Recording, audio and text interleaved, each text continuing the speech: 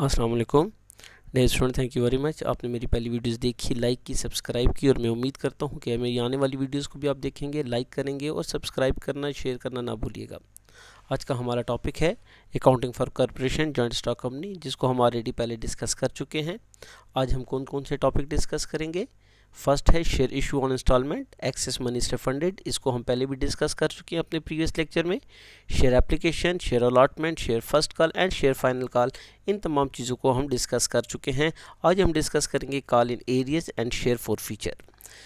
Call in arrears mean कि जिस call में आपने लोगों से पैसे मांगे थे या आपने कहा था फर्स्ट कॉल में आप डिपॉजिट करें फ़ी, जितनी आपने शेयर परचेज़ किए हैं उनके पैसे आप डिपॉजिट करें, सेकंड कॉल में या फाइनल कॉल में भी डिपॉजिट करें। उनमें से कुछ शख्स ऐसे होंगे, कुछ पर्सनस ऐसे होंगे जिन्होंने उन कॉल्स में उन्होंने अपने शेयर जो उन्होंने परचेज़ किए उसके पैसे डिपॉजिट बैंक में नहीं किए। तो जो बैंक में पैसे डिपॉजिट नहीं करते, हम उसको किस चीज़ का नेम देंगे, कॉल इन एरियर्स का। कि हमने शेयर्स का जब आपको कॉल की थी कि आप इसके डिपॉजिट करें पैसे, तो आपने वो पैसे डिपॉजिट नहीं किए। जब आपने वो पैसे डिपॉजिट नहीं किए तो हम आपके उन शेयर को फॉरफीट कर लेते हैं, उनको शेयर फॉरफीटेड कहते हैं, उनको शेयर फॉर फीचर कहेंगे कि हमने इन शेयर को फॉरफीट करना है। हम जो आपने पहले ऑलरेडी पैसे दे चुके होते हैं, जो हम उनके ऊपर क्या कर लेते हैं, कब्ज़ा कर लेते हैं, वो कंपनी के हो जाते हैं क्योंकि वो नॉन रिफंडेबल होते हैं। क्योंकि आपने अगर आप इंस्टॉलमेंट दे चुके होते तमाम की तमाम, तो फिर आप जो है बिज़नेस के ओनर बन जाते या कंपनी के शेयर होल्डर बन जाते। लेकिन आपने फर्स्ट एंड सेकंड कॉल के तो पैसे जमा करा दिए, लेकिन लास्ट 2 कॉल्स के पैसे जमा नहीं कराए, इसलिए उन कॉल्स में आपकी एरियर्स आए थे कि आपने वो पैसे डिपॉजिट नहीं किए, जमा नहीं करा सके। तो हमने आपके शेयर जो पैसे जमा कराए होते हैं, हम वो पैसे क्या कर लेते हैं, फॉरफीट कर लेते हैं। तो हम उसकी जर्नल एंट्रीज रिकॉर्ड करेंगे और उसके साथ हम उसकी क्या बनाएंगे, बैलेंस शीट बनाएंगे। तो फर्स्ट हम देखेंगे कि हमने शेयर्स इशू करेंगे, एप्लीकेशन की मनी रिसीव करेंगे, अलॉटमेंट के रिसीव करेंगे, शेयर फर्स्ट कॉल और शेयर फाइनल कॉल। जहाँ कॉल इन एरिया रहेगा हम फिर उसकी रिकॉर्डिंग करेंगे। Share application, share allotment, share first call and share final call already आप डिस्कस कर चुके हैं। हम एक क्वेश्चन देखते हैं। MMK Limited issued 10,000 equity share of ₹10 each to the public at par mean face value पे, या उसकी जो वैल्यू है ₹10 हम उसी से इशू कर रहे हैं। The detail of amount payable on the share are as follows, कि आपकी डिटेल क्या है। 1 अप्रैल को एप्लीकेशन के पैसे आएंगे, अलॉटमेंट के आएंगे 1 जून को, शेयर फर्स्ट कॉल के आने हैं 1 जुलाई को एंड शेयर फाइनल कॉल के कब आने हैं, 1 सितंबर को। तो एप्लीकेशन में ₹2 आएंगे, अलॉटमेंट आपके पास ₹3 आएंगे, 2.5 आपकी फर्स्ट कॉल में आएंगे और 2.5 आपके फाइनल कॉल में आएंगे। तो ये टोटल कितना बन जाता है, ₹10। तो जो शेयर की प्राइस होती है आपने उसको क्या कर दिया, 4 इंस्टॉलमेंट में डिवाइड कर दिया। फर्स्ट इंस्टॉलमेंट को आपने एप्लीकेशन का नेम दिया, सेकंड को आपने अलॉटमेंट का नेम दिया, थर्ड को आपने शेयर फर्स्ट कॉल का नेम दिया और फोर्थ वन को शेयर फाइनल कॉल का नेम दिया। Application money were received on 12,000 share, हमने कितने शेयर इशू किए थे, 10,000, लेकिन हमें कितने शेयर के पैसे आ चुके हैं, 12,000 के। एक्सेस मनी वर रिफंडेड इमीडिएटली, जो एक्सेस अमाउंट है वो हम क्या करेंगे, इमीडिएटली हम उसके पैसे रिटर्न कर देंगे, क्योंकि 10,000 से ज़्यादा हम शेयर इशू नहीं कर सकते। All others amount on allotment, first call and final call received except 1,000 shares money were not received in first and final call. बाकी तमाम शेयर्स के पैसे रिसीव हो चुके हैं, लेकिन एक शेयर होल्डर था जिसके पास 1,000 शेयर थे, उसने share first and final call के पैसे जमा नहीं कराए। इट्स मीन उसके एरियर आएंगे share first call and share final call में 1,000 शेयर एक शख्स के पास हैं जिसने ये पैसे जमा नहीं कराए। कौन सी कॉल में जमा नहीं कराए, शेयर फर्स्ट कॉल। और हमें पता चल गया क्वेश्चन में, money were not received in first and final call. It's mean इसने एप्लीकेशन में भी डिपॉजिट किए हैं, अलॉटमेंट में भी डिपॉजिट किए हैं, share first call and share final call के इसने पैसे जमा नहीं कराए। किस शख्स ने नहीं जमा कराए, जिसके पास कितने शेयर थे, 1,000 शेयर थे। 1,000 शेयर इसने परचेज़ किए थे। इसने फर्स्ट एप्लीकेशन के भी जमा करा चुके, अलॉटमेंट के भी जमा करा दिए, लेकिन इसने share first and share final call के पैसे अभी तक जमा नहीं कराए। तो for past journal entries, prepare bank account and balance sheet, तो हम इसके एंट्रीज रिकॉर्ड करेंगे कि शेयर एप्लीकेशन में कितने हमारे पास पैसे आ चुके हैं, अलॉटमेंट में कितने आ चुके हैं, शेयर फर्स्ट कॉल में कितने हैं, शेयर फाइनल कॉल में कितने हैं, और कौन कौन सी कॉल में एरियर्स आए हैं, और जो इसने फिर पैसे जमा करा दिए होंगे 1,000 शेयर के, हम उन्हीं शेयर को क्या कर लेंगे, फॉरफीट कर लेंगे। कि जो इसने जो 1,000 की जो फर्स्ट एंड फाइनल कॉल की मनी नहीं जमा कराई, तो जो इसने एप्लीकेशन अलॉटमेंट में पैसे जमा कराए होंगे वो हम क्या कर लेंगे, फॉरफीट कर लेंगे। अब हम इसकी जर्नल एंट्री देखते हैं। तो जर्नल एंट्री देखें तो एप्लीकेशन में आपके पास 2 रुपीज़ आने थे। फर्स्ट आपने बैंक डेबिट किया, शेयर एप्लीकेशन क्रेडिट, इसको हम ऑलरेडी पहले डिस्कस कर चुके थे, तमाम एंट्रीज हम कर चुके थे।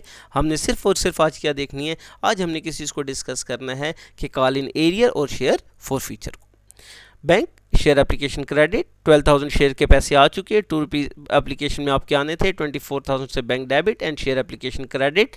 आप क्वेश्चन में देखें एप्लीकेशन में कितने रुपीज़ आने हैं, 2 रुपीज़ आने हैं। कितने शेयर के पैसे रिसीव हुए हैं, 12,000 के, जबकि हमने 10,000 के इक्विटी शेयर इशू किए थे। जो एक्सेस अमाउंट आएगी हम उसको रिटर्न करेंगे। तो एप्लीकेशन में 12,000 के पैसे आ चुके हैं। तो यहाँ देखें बैंक को आपने डेबिट किया 12,000 मल्टीप्लाई बाई 2 24,000 से एंड शेयर एप्लीकेशन क्रेडिट 24,000 से।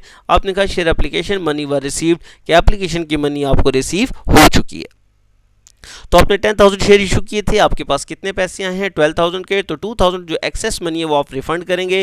तो शेयर एप्लीकेशन को आपने डेबिट किया और बैंक को आपने क्या कर दिया है, क्रेडिट कर दिया है 2,000 मल्टीप्लाई बाई 2, क्योंकि एप्लीकेशन में आपके पास ₹2 आए थे और एक्सेस अमाउंट कितने शेयर्स की आई थी 2,000 की, क्योंकि हमने 10,000 इशू किए थे, लोगों ने 12,000 परचेज कर लिए, तो 2,000 के हमने पैसे रिटर्न करने हैं।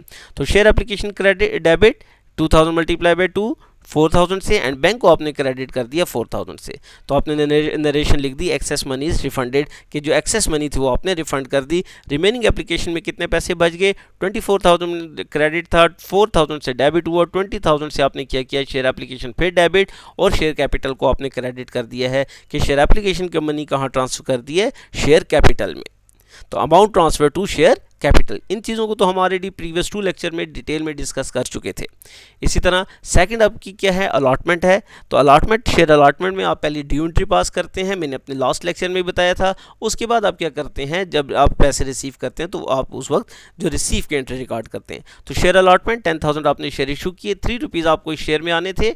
आप देखें कि अलॉटमेंट में आपको कितने आने हैं, ₹3। तो यहाँ देखें आपने कहा share allotment debit 10,000 multiply by 3 30,000 से एंड शेयर कैपिटल को आपने क्रेडिट कर दिया 30,000 से। और 17 जून को आपके से पैसे रिसीव होने थे, तो आपने लिखा bank debit and share allotment credit 30,000 से एंड 30,000 से। इसी तरह शेयर फर्स्ट कॉल की भी हम फर्स्ट ड्यू एंट्री रिकॉर्ड करते हैं। मैं आपको बता चुका था कि share allotment, share first call and share final call की पहले ड्यू एंट्री रिकॉर्ड होती है और उसके बाद हम क्या एंट्री रिकॉर्ड करते हैं, हम उसके बाद रिसीव की एंट्री रिकॉर्ड करते हैं। और ये तमाम एंट्रीज सेम होती हैं, सिर्फ आप इसके इंस्टॉलमेंट का नेम चेंज होता है। जैसे कि आपने यहाँ लिखा share allotment and share capital, तो यहाँ आपने लिखा share first call and share capital. It's mean entry same है, क्योंकि ड्यू एंट्री में सिर्फ कॉल का जो आपका नेम है वो चेंज होगा, बाकी रिमेनिंग आपकी जो है अमाउंट चेंज होती है, बाकी आपका प्रोसीजर आपका सेम ही चलेगा, जनरल एंट्री सेम होगी।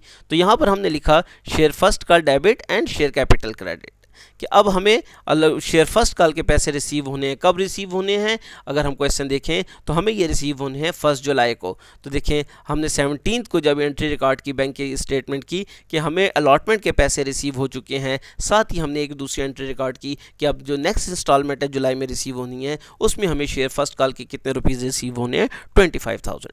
तो हमने कहा share first call money due कि ये अभी हमें रिसीव होने हैं। कब रिसीव होने हैं, 1 जुलाई को। इसी तरह नेक्स्ट हम देखते हैं, अब इसमें क्वेश्चन एक आ गया, call in arrear 1000 multiply by 2.5 2500 and share first call, कि हमने कहा क्वेश्चन में हमें बताया गया था कि 1000 शेयर की money were not received first and final call, कि आपके 1000 शेयर ऐसे थे जिनकी आपकी मनी आपकी फर्स्ट एंड फाइनल कॉल में रिसीव नहीं हुई। तो जब रिसीव नहीं हुई तो आपने कहा कॉल इन एरियर, आपकी इस कॉल में एरियर आ चुके हैं। कौन सी कॉल में आए, शेयर फर्स्ट कॉल। इतने एरियर आए हैं 2.5 के, और कितने शेयर्स में आए 1000, कि हमने कहा था 1000 के जो मनी है 1000 शेयर्स के पैसे वो आपको फर्स्ट एंड फाइनल कॉल में रिसीव नहीं हुए। तो आपने एंट्री रिकॉर्ड की call in arrear debit and share first call credit, 1000 multiply by 2.5 2500 से डेबिट एंड 2500 से क्रेडिट करना है। अब रिमेनिंग अमाउंट बैंक में आ जाएगी, बैंक 9000 शेयर के पैसे बैंक में आएंगे, multiply by 2.5 22,500 and share first call को आपने क्रेडिट कर दिया 22,500 से। आपको 25,000 रिसीव होने थे, लेकिन 2500 आपका क्या आ गया, कॉल इन एरियर, कि आपको ये रिसीव नहीं हुए। क्यों रिसीव नहीं हुए, कि एक शख्स था जिसके पास 1000 शेयर थे, उसने आपके first call and final call के पैसे जमा नहीं कराए। तो हमने कहा call in arrear debit and share first call credit 2500 and 2500 से। हमने लिखा 1000 share money were not received, कि 1000 शेयर की मनी शेयर फर्स्ट कॉल में रिसीव नहीं हुई। तो रिमेनिंग बैंक में बैंक आपने डेबिट कर दिया और शेयर फर्स्ट कॉल को क्रेडिट कर दिया 22,500 and 22,500 share first call money received कि बाकी रिमेनिंग जो मनी थी वो हमें रिसीव हो चुकी है। सिर्फ एक शख्स था जिसके पास 1000 शेयर से उसके पैसे हमें फर्स्ट कॉल में रिसीव नहीं हुए। सेम इसी तरह हम एक्सपेक्ट करते हैं कि ये नेक्स्ट फाइनल कॉल में ये पैसे जमा करा देगा। तो हमने क्या एंट्री रिकॉर्ड की, share final call debit and share capital credit 10,000 multiply by 2.5 25,000 and share capital को क्रेडिट किया 25,000 से। लेकिन हमें पता चला कि इसने शेयर फाइनल कॉल के पैसे भी जमा नहीं कराए, जैसे इसने फर्स्ट कॉल के पैसे नहीं जमा कराए सेम इसने फाइनल कॉल के भी नहीं जमा कराए। तो कॉल इन एरियर को आपने डेबिट करना है 1000 मल्टीप्लाई बाई 2.5 2500 से एंड शेयर फाइनल कॉल को आपने क्रेडिट किया 2500 से कि 1000 share money were not received. इसी तरह जो रिमेनिंग बैंक में आ चुके हैं 17 सितंबर को bank debit share final call credit, remaining जो अमाउंट है 22,500 से बैंक को डेबिट कर दिया और शेयर फाइनल कॉल को क्रेडिट कर दिया कि 1000 के पैसे नहीं आए, रिमेनिंग 9,000 मल्टीप्लाई बाई 2.5 करेंगे तो 22,500 से bank debit and share final call को आपने क्रेडिट कर दिया। आपने एंट्री की और नरेशन आपने लिखी share final call money received कि जो रिमेनिंग मनी थी वो रिसीव हो चुकी है। सिर्फ 1000 के पैसे रिसीव नहीं हुए फर्स्ट एंड फाइनल कॉल में और रिमेनिंग जो अमाउंट थी वो आपकी बैंक में आ चुकी है। आपने लिखा bank debit and share final account share final call credit. आपने लिखा share final call money received, जो बाकी अमाउंट थी वो आपको रिसीव हो चुकी। अब इसके बाद हम शेयर फॉरफिट करते हैं तो क्या एंट्री रिकॉर्ड करते हैं। यहाँ देखें आपने शेयर कैपिटल को क्रेडिट किया था फर्स्ट एंट्री में। आप अगर क्वेश्चन देखें तो फर्स्ट आपने जैसे जैसे आप रिसीव करते हैं आप शेयर कैपिटल को क्रेडिट करते हैं। यहाँ पर भी शेयर कैपिटल को आपने 30,000 से क्रेडिट किया था और यहाँ पर भी शेयर एप्लीकेशन को आपने क्रेडिट किया हुआ है और रिमेनिंग भी आपके पास जब भी अमाउंट आती है तो आप शेयर कैपिटल को क्रेडिट करते हैं। तो आपके 1000 से अब जब फॉरफिट करना है तो शेयर कैपिटल को आप डेबिट करेंगे। कैसे डेबिट करेंगे कि आपने कहा शेयर कैपिटल डेबिट कितनी अमाउंट से, जिस शख्स के पास 1000 शेयर थे उससे कितने रुपीज़ रिसीव होने थे। तो 1000 को आप 10 से मल्टीप्लाई करें तो 10,000 रुपीज़ को से आपने शेयर कैपिटल को डेबिट कर दिया कि अब आप उस शख्स को ओनर नहीं बना रहे। तो आपने उसको ख़त्म करने के लिए जो उसका कैपिटल फर्स्ट और एप्लीकेशन में और अलॉटमेंट में आया था और उसने call in area share first call and share final call के जो एरियर्स थे उसने वो पैसे जमा नहीं कराए थे। तो टोटल उसने कितने रुपीस जमा कराने थे, 10,000 रुपीज़ अपने शेयर के जमा कराने थे क्योंकि उसने 1000 शेयर परचेज किए थे। एक शेयर की प्राइस 10 रुपीज़ थी तो 10,000 उसने जमा कराने थे। तो शेयर कैपिटल से उसको हमने ओनर कितने से बनाना था, 10,000 से बनाना था कि 1000 शेयर थे मल्टीप्लाई बाई 10 आपने 10,000 आपसे उसको ओनर बनाना था।